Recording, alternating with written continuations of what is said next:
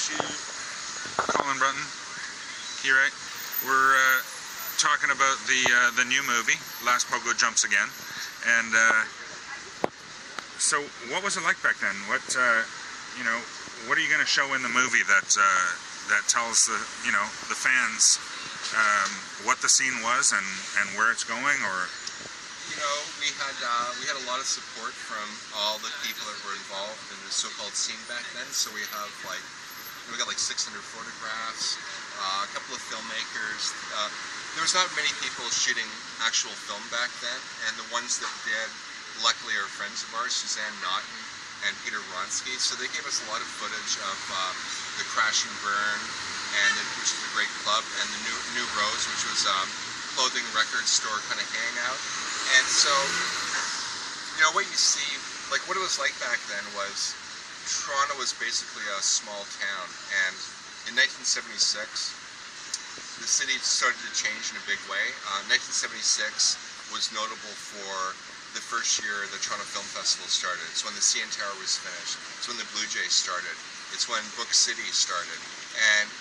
And so you had this stodgy town that was starting to grow up, and culturally, I think it was the so-called punk scene that really kind of stuck the knife in a lot of those people's back and kick-started this other sort of movement, And so you see, there's interviews we have present and from 1976 and footage from back then as well as now. And you just kind of see, sort of how Toronto grew up and how it started to evolve when the punk scene started.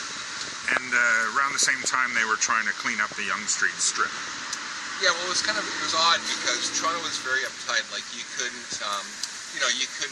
drink a beer on a Sunday unless you ordered a plate of food. If you wore a studded collar or a studded belt, you could get it confiscated by the police and maybe arrested. So the one point, so it's very uptight. On the other hand, you had this strip down the middle of it, Yonge Street, that like you couldn't get a beer on a Sunday, but you could get a blowjob in like 5 minutes by going anywhere down Yonge Street, right? And then ugly shit happened. It had more so-called massage parlors per capita than any other city in North America. And then when the shoeshine boy Emmanuel Jacques was murdered, that's when they started to clean up Yonge Street, and they just shut all these places down. And so there's just this kind of weird dichotomy. And then the punk thing sort of continued, and we bring up the Emmanuel Jacques movie in our movie because the Kurds wrote a song about it, and we got footage of what the strip looked like back then, where you just see all these body rub parlors all over the place. What else, Kire? I was feeling my dad's dick then. I don't know what it was like. Compared to now? Yeah. I don't know. I mean, I remember being kind of seedy when I was young Street, but it turned into like fucking poor man's Times Square. Yeah. Well, I think the best show that I've seen at Yonge and Dundas is the Flaming Lips last year with, the same day that the Radiohead drum tech died, and all the people that were supposed to be going to the Radiohead show all poured down into Yonge and Dundas. There was something like 25,000 people there. You couldn't move. Yeah.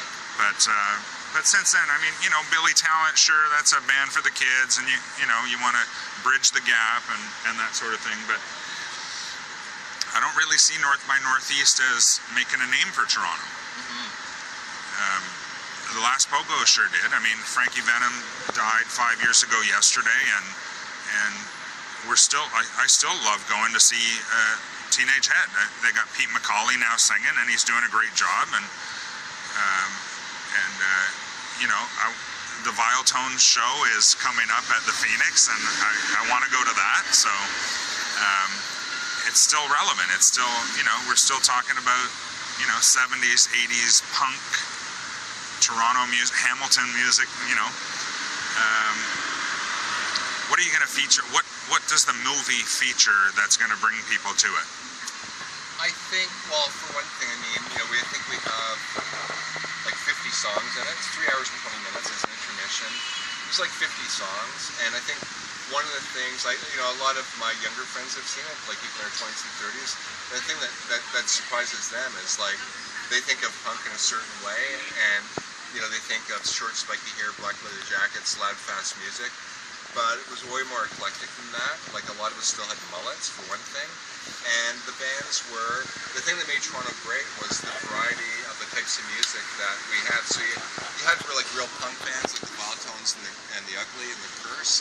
You also had more experimental people like Simply Saucer and the Scenics. You had like power pop with the Diodes and the Mods. You had other people that you just can't categorize, like Johnny and the G-Rays, who, you know, like some of these bands like should have been as big as Television or Talking Heads or the Ramones, frankly, but you know, we eat our young here in Toronto, and I'm sure we still do. You know, just trying to get this film shown anywhere. I got critics like it, people like it. Trying to get a gig someplace with this thing, it's been tough. You know, it's like, it's kind of good in a way. It's sort of like, okay, I know it's not a bad movie. I know it's a good movie. It's like, well, you don't think people will see this? I don't know. I think, Oh yeah, people will like it.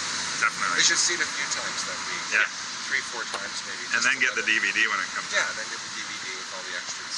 We should give out like incentives. Kind of come every night, get a free t-shirt or something like that. It's a good one. I'll give a Toronto Rocks t-shirt, that's for sure. Sure. And okay, so tell us again when it is, and It opens on Friday, November 1st at 7:30. It runs until Wednesday. Each night is 7:30. There's a matinee on the following Thursday, the 6th at 3:30 for $5. And there's a matinee on the Sunday, November the 3rd.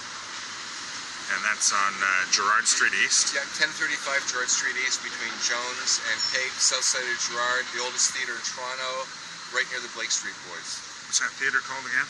The Big Picture Cinema. Big Picture Cinema. And how do we get tickets?